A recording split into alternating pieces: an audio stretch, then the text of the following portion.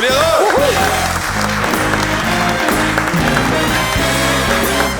Más de 200 años aquí. Más seguro. Reunidos. 240. ¿Quién quiere empezar diciendo qué se siente estar acá en esta reunión de amigos, de compañeros, lo que significa estar aquí en... Siendo local como Local, peruano. local, ahí local, está. ¿no? Bueno, un privilegio estar al lado de grandes figuras. Hemos tenido la posibilidad de compartir lindos momentos. Pero lo más lindo de todo esto es que termina esto para nosotros, sobre todo que hace rato hemos dejado, y queda esta bonita amistad, ¿no? Megas figuras como ustedes, la verdad que es un privilegio y un honor, una satisfacción muy grande y gracias por dejarme compartir esta linda mesa.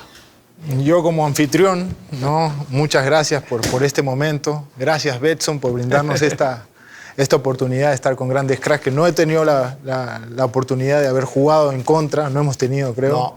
Con Mario Sin, nos hemos dado bastante.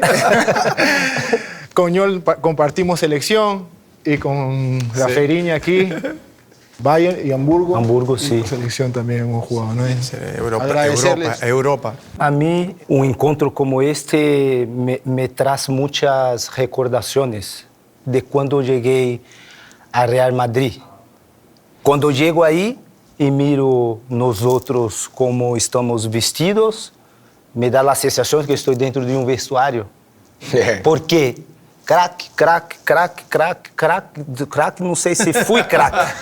Não sei se fui crack, tenho que ser modesto. Bueno, ¿y Marito? No. Creo que de los que estoy aquí soy el único que puede jugar con todos. A todos les habré pegado una patada, pero siempre fue sin querer. Siempre fue sin querer. A mí me la he pegado después de retirado, inclusive. Pero nos damos un abrazo y hablamos de fútbol y somos amigos todos. Creo que cada uno de nosotros marcó un legado importante donde estuvimos, pero todos tienen una historia distinta. Yo comencé en un equipo 3.000 metros de altura, en donde no estaba acostumbrado yo a jugar en altura. Comencé con 17 años, ahí comencé mi historia. Y mi historia fue muy ascendente porque yo debuté con 17 y a los 20 años ya estaba jugando en Suiza, en el extranjero. Entonces fue muy rápido todo. Yo creo que todos acá tenemos una historia, no sé tú cómo comenzaste. ¿En qué momento se te ocurrió ser futbolista? Yo jugaba en el barrio, como nos ha podido pasar a todos, con los amigos. Y un día mi padre, que éramos una familia grande, yo de siete hermanos, era el último, y mi padre hacía taxi y se encuentra con un exfutbolista de Alianza Lima, que era Rojas, el popular Cucurucho Rojas, que falleció, que en paz descanse. Y así se dio la vida. Mi padre lo conoció, él haciendo taxi, le dijo, mira, tengo un chico. Y bueno, me fui a probar a Alianza Lima, uno de los clubes más importantes acá del país, no lo podía creer. Y me aparecí y tuve la suerte de que este gran Cholo Castillo, que era una persona muy identificada con el Club Alianza Lima, que descubrió grandes valores desde las épocas de los 70, con Cubilla, Cueto, Velázquez y un montón de figuras, tuve la oportunidad que esta misma persona me pudo decir, regresas el próximo semana, y así continuamente, ¿no? Y bueno, empezó todo lo que es esta responsabilidad de jugar ya para un club. Oye, Pablo, ¿y tú cuando veías ya a Añol? Los goles de tiro libre que nos hacían celebrar a todo el Perú era increíble, ¿no? Pero no le pegaba bien, le pegaba bien. Bueno, intentaba. Que tampoco no se me haga muy jovencito, que hemos jugado juntos. Hemos jugado juntos. Pero yo era jovencito, Ñol. No, sí, obviamente. Tú siempre hablamos del fútbol, ¿no? Siempre comentamos en el fútbol, a veces las generaciones aparecen ellos. Sí. Si lo hubiésemos tenido ese 98, que esta artillería chilena que era Bam Bam y Marcelito, un gran amigo, no, ustedes, tú, Claudio, Jefferson, hubieran aparecido unos años antes, no sé qué hubiera pasado con nosotros. Y sí, en realidad uno siempre piensa, si hay tenido a este jugador, igual, tú, Mario, también lo mismo. Todo el tiempo. Si esa generación tuya hubiera tenido, no sé, ¿a quién? Pero de pronto si Falcao no se hubiera lesionado para el Mundial del 2014, ¿qué hubiera pasado? Pero bueno, y si, como a mí me tocaron como las dos generaciones, ¿no? Es decir, la que ganó la Copa América, que después llegó al Mundial del 2014, era totalmente diferente. Entonces por ahí yo decía, si nosotros en esa generación anterior hubiéramos tenido un jugador con el que jugué en el Mundial del 2014, Claro, ¿qué hubiera que pasado? finiquitaba la acción. Exactamente. Pero bueno, son cosas del fútbol. A veces es así. Mira lo que estamos sufriendo ahora en todo nuestro fútbol suramericano. Algunos países más que otros que no encuentran los jugadores que puedan reemplazar a los que estaban. Los únicos que no sufren son acá el amigo San Roberto. Ustedes son el único país que no sufren con generaciones futbolistas porque es impresionante ustedes lo que producen, ¿no? Para mí el mejor 9 de la historia, para mí, ha sido el fenómeno. Sí, Ronaldo, para mí no sé también. para usted, Justo te iba a preguntar por Pregunta. eso. ¿Cómo fue compartir? Para mí ¿Cómo fue también. esa pelea ahí? Que te tuviste que poner un El 8 1 más 1. 8. 1 más 8. O 1 más 8, perdón. Sí, el 1 más 8, sí. Bueno, lo que pasa es que yo venía del Real Madrid y en un momento se me dio la posibilidad de ir a jugar al fútbol italiano. Y claro, yo venía como estrella, pero resulta que cuando uno llegas, y no sé si te ha pasado a ti, y ves que hay Vieri, Baggio, Ronaldo, ¿dónde juego acá yo? O sea, no. Y ahí tenés que reinvertirte y para mí... Por eso, ¿cómo hacías para tener esa pelea ahí día a día? ¿Qué es lo que tenías que hacer extra? Tenías que darte cuenta de que de alguna manera es como la inteligencia comercial, ¿no? Cuando tú tienes una empresa y te das cuenta que es la habilidad de la otra empresa, que es tu competencia, te das cuenta que lo que tienes que hacer. Claro. Entonces yo ahí me di cuenta de lo que no hacía Vieri, lo que no hacía Ronaldo, y lo empecé a hacer yo. Y entonces ahí yo creo que uno puede equiparar la cosa o salir un poco más de fortalecido. Después, cuando el te equipo dicen... ya no juega para ti. Cuando te dicen, no, Por eso. no, pero al final tienes que ponerte a trabajar en pos de lo que el equipo De lo que necesita. Y ahí es donde Entiendo. tenés que ser más Claro, inteligente. claro. Y la 1 más 8 nació porque Ronaldo, el presidente me pidió, está acá, yo la traje la 1 más 8, aquí está, mira. Claro. Acá está, viste, la 1 más 8, mira. ¿Esa se la vas a dejar aquí a la gente de Betson? Sí, para Betson.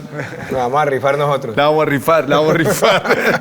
La 1 más 8 nació porque Ronaldo, que jugó toda la vida con el 9, exigió la 9. Entonces yo no tengo problema. Si yo tenía que dársela a Ronaldo, que era el mejor del mundo, se la di.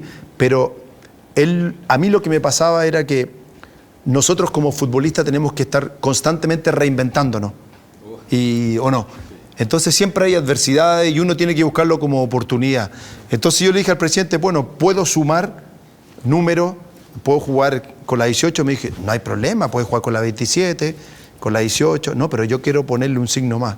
Me dijo, no, eso no se puede. Me dijo, ¿cómo no se puede? Si usted es el presidente, hable con el presidente de la federación. Y habló con el presidente de la federación y me dio permiso para poner un signo más. Fue una camiseta, una de las más vendidas en la historia del fútbol italiano. Y al principio yo mismo le ponía el signo más con tela, tela adhesiva, tape, claro. con el tape. Y después ya la marca mandó a hacer ya la camiseta directamente de eso. Tú tuviste a Ronaldo, ¿cómo era Ronaldo? No, Ronaldo, me falta palabra para describir su grandeza. Sí. Jugué con una de las mejores generaciones, ¿no? de Brasil, el equipo de 2006. Fue un equipo que entrábamos para jugar amistoso o un partido oficial de cualificación. Y yo me recuerdo que yo era lo más chiquito, no de edad, pero recién llegando en la selección. Y ahí atrás sentaba Cafú, Roberto Carlos, Rivaldo. Y ahí yo acá... com mi Walkman, a época Walkman, escuchava, e aí deixava mi Walkman em pausa e escutava eles, estavam apostando, mira, quanto tu crees que vamos ganhar, quanto vai ser partido. Não, hoje vão meter 2, hoje, e apostavam aí, e eu... Te metía ahí a Betson y apostaba. Se esta época tinha Betson, eu estava rico. Não necessitava jogar até 43, ele ia retirar antes, eu me retirava antes. Porque o resultado, eles atrás já sabiam. Então, isso me dava muita tranquilidade. Ahora que te escuchaba hablar del tema de Ronaldo cuando estaban en el Inter, no te esperan en los grandes equipos. Es decir, si tú no jugabas porque estaba jugando Ronaldo y en un partido te ponían y no andabas bien, no te volvían a poner. En los grandes equipos no te esperan. Es decir, tú estás en un gran equipo y bueno, el técnico no te va a preguntar no, está jugando Thiago Silva y mañana vas a jugar tú. Si tú no juegas bien al otro día, no te vuelve a poner. Sí. Entonces, eso te crea la expectativa de que cuando estás jugando en un gran equipo tienes que estar preparado. Y si tú no te cuidas para estar preparado, cuando te vayan a poner, si eres suplente por X o Y motivo, sales, no pasa nada, muchas gracias, nos vemos en otro momento. Entonces, todas esas expectativas y esa mentalidad la tiene el jugador suramericano, porque a todos nos ha costado sufrir en todos los equipos que hemos estado, porque si has estado en un equipo grande es porque hay grandes jugadores. Pero sobre todo nos ha costado un poco más lo físico, ¿no? Exactamente. Pero, por ejemplo, yo creo que a ti no te ha costado tanto lo físico en Europa. Yo creo que tú llegaste en un momento extraordinario y en los equipos europeos que tú jugaste, tu mayor función era la diferencia física que le marcáis a todos. El ida y vuelta. ¿Cómo viste tú eso? Yo diría que, Iván, fue importante el físico, pero también una parte importante en mi carrera desde chico fue me adaptar a jugar en otras distintas posiciones. Entonces, empecé a jugar como 10, después me fui como un punta y también como un lateral. En mi época eras normal, yo creo que en nuestra época eras normal. El entrenador mirar a ti y ver que tú puedes jugar en otras posiciones. Nosotros movimentábamos, jugábamos en otras posiciones y esto me ayudó mucho a ser un jugador polifuncional. Polifuncional. Hoy tenemos mucha dificultad porque si en la base, ejemplo, de Palmeiras, que cuando dejé el fútbol fui ejercer una función de asesor técnico y ahí estaba siempre en la base mirando ahí sub-17, sub-15 y o maior problema que teníamos aí era quando o treinador cambiava um chico que jogava adelante e metia ele de lateral. A primeira coisa que ele fazia era chamar a seu empresário e seu papá. E aí, empresário e papá diziam para o treinador, se meu filho não joga nessa posição, vamos sacar ele de... El gran problema que muchos chicos no lleguen a ser futbolistas son los papás, eso estamos claros. Todos tenemos una historia distinta, ¿no? Así es. Tú tenías una historia muy especial, yo he leído tu historia. Sí. ¿Qué rescatáis de tu historia de tu infancia? Mis padres estuvieron atrás mío. Sí. Igual siempre el sueño de todo jugador, de todos nosotros tuvimos un sueño, ¿no? Sí. Y personalmente dentro de mi cabeza era jugar al fútbol. Yo quiero ser jugador de fútbol profesional, ¿no? Pero claro, si no tienes a tus papás atrás, porque a veces uno queriendo o no, claro, yo por lo menos en mi situación yo destacaba en mi categoría y me subieron a jugar con más grandes. Entonces cuando bajaba mi categoría como que no quería correr, no quería. Mis papás eran claros conmigo. Hey, todavía estás a tiempo de agarrar tus libros. ¿Eh? Cuando me veían que ellos le decían pacharaqueaba en el campo. Sí. Estás pacharaqueando en el campo. Porque yo ya me creía un jugador y digo, no, puta, voy a jugar con los de mi categoría. Yo ya juego con los de 20 años y yo tengo 16 años. Me paseo aquí. Entonces mis papás eran, hey, estás a tiempo de ponerte a estudiar. ¿Eh? Si no quieres jugar al fútbol, tú nos dices y agarras tus libros. ¿Pero sacrificaste algo por llegar a ser jugador de fútbol?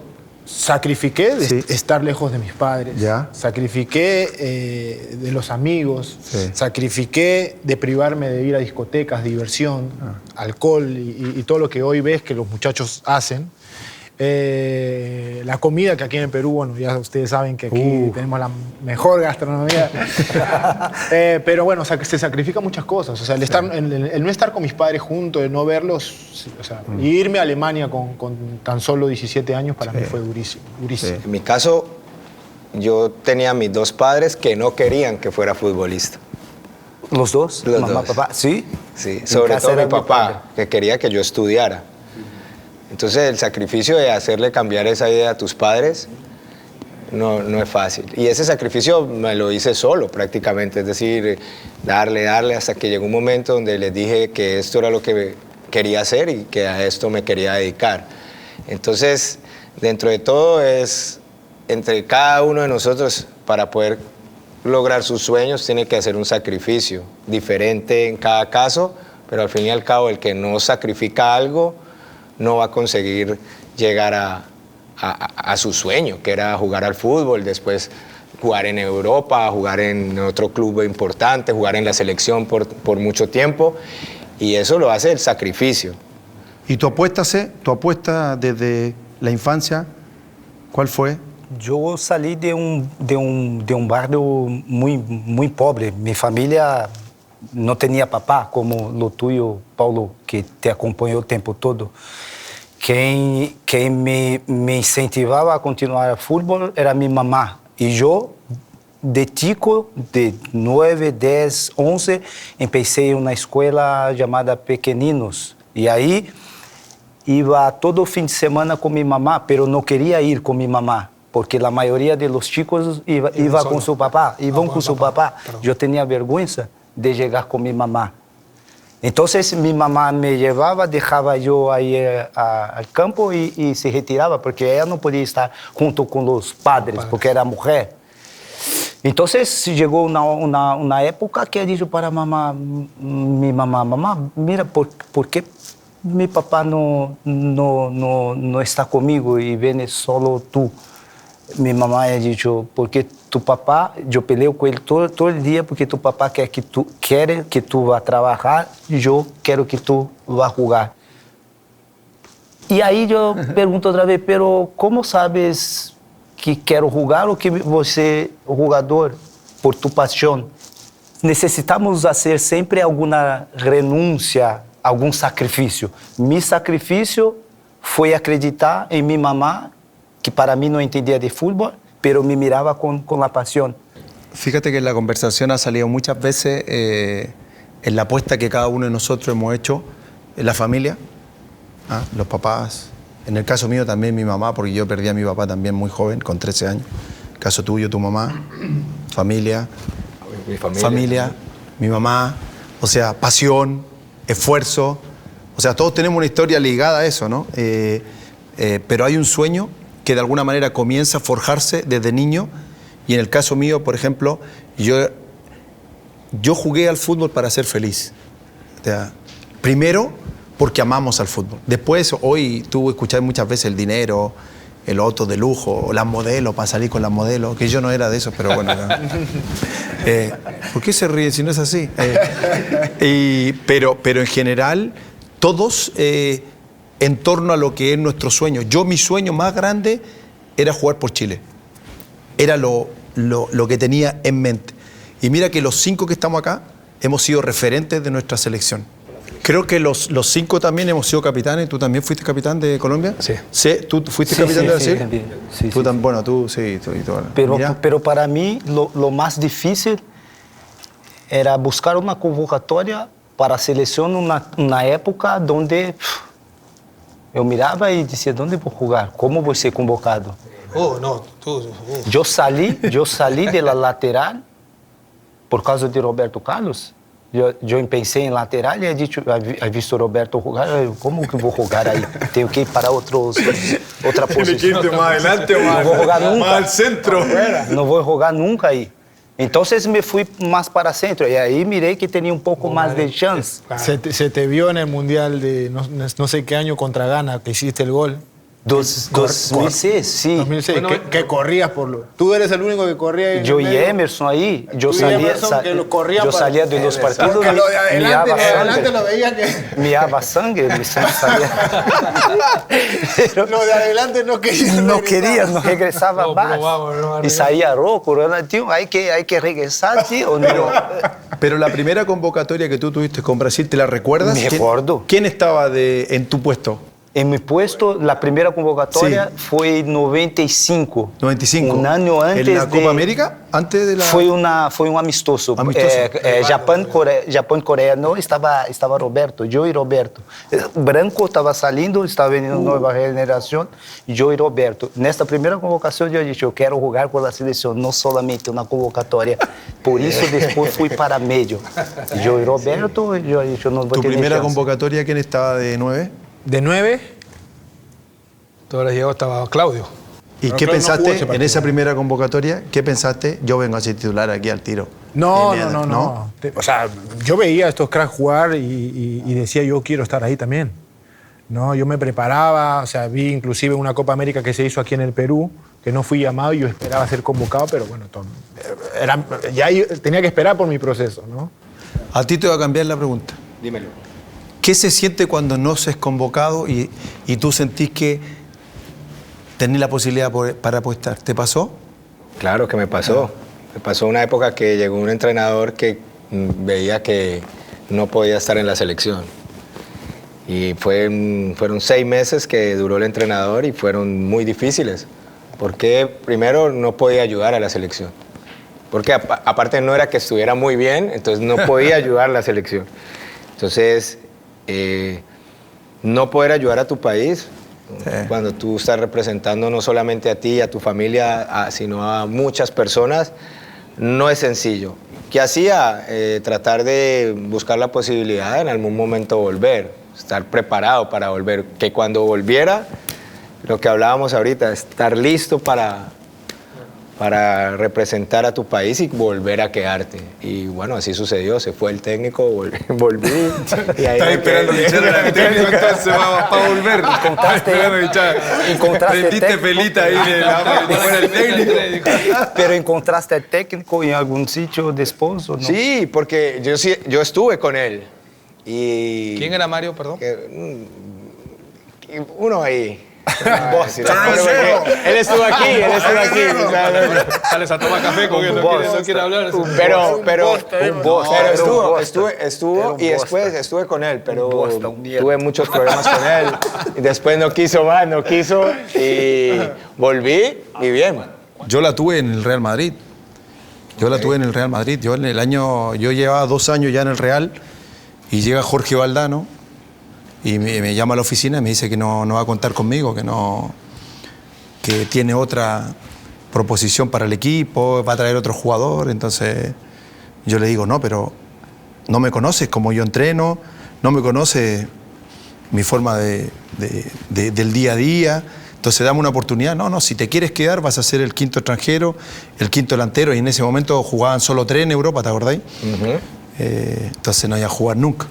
Entonces me acuerdo que igual me quedé y en esa pretemporada me fui ahí colgando el avión a Nyon, Suiza, era la pretemporada, y me acuerdo el primer entrenamiento, porque tú esperaste para que se fuera, yo inmediatamente el primer entrenamiento yo traté de expresar mi forma de ver el fútbol en el primer entrenamiento. Entonces me acuerdo que él hace 2 equipos, Jorge hace 2 equipos para posesión de pelota agresiva, de manera agresiva, para recuperar la pelota. Y me acuerdo que aquí hace 11 jugadores y aquí hacen 10. Y él se mete a jugar, justo en el equipo en contra mío. Y yo digo, y venía con la pelota, y yo digo, esta es la mía. Y me tiro al piso, le quito la pelota, agarro canilla, rodilla, nos caemos, y cuando yo intento pararme por la pelota, me tiro un codazo hacia abajo. Y me dice, che, boludo, vos, ¿siempre entrenás así o solo cuando odias a tu entrenador? Yo le digo, yo siempre entreno así. Tú sabes que en ese momento, Jorge, él pensó entre sí, este será así. Llegó al vestuario y Ángel Capa, que era su ayudante, y Félix, que era el entrenador de arquero, él llega al vestuario y dice, nos equivocamos, dice. ¿Nos equivocamos con qué? Si los chicos entrenaron súper bien. No, nos equivocamos con Zamorano. ¿Viste cómo entrena? Dice. Y siempre recuerda esa anécdota, Jorge, porque todos tenemos ese prejuicio de antes, pero uno tiene que buscar esa forma de ganárselo en la cancha. Yo no me peleé con él, yo simplemente entrené como siempre, al máximo, y después empecé jugando. El primer partido, me acuerdo, con el Sevilla, al segundo 13 hice el gol, que hasta hace poco era el gol más rápido en la historia de la liga. Entonces todos tenemos esa capacidad como para poder en una adversidad encontrar una oportunidad. No hay que ponérsela nunca fácil al técnico. Nunca. ¿No? Porque ¿cuál es la fácil? Uno decir no hacer bien las cosas y el técnico dice, ve, tengo la razón. ¿Sí? Entonces hay que ponerse del otro lado, a ponérsela difícil, ¿no? Me parece. Pero Iván ha tenido la oportunidad de hablar con el entrenador, ¿no? Claro. Que no te quería, pero tú has tenido la oportunidad de hablar. Y aunque que no tenía oportunidad de hablar, que fue mi caso. Mundial de 2002, yo no he tenido oportunidad de hablar con Filipão, viviendo mi mejor forma en mi carrera. Estaba jugando en Bayern Múnich y no fui convocado para Mundial 2000. ¿Y no te llamó? Nada. No me llamó. Me llamó solo en una oportunidad que fue los últimos 2 partidos de las eliminatorias. Primeiro partido contra Colombia, no, contra Bolivia, La Paz. Ahí o Brasil necesitaba ganar uno de los 2 partidos para ir a Mundial. Fue una fase difícil. Brasil ha tenido 4 entrenadores y lo último fue Scolari.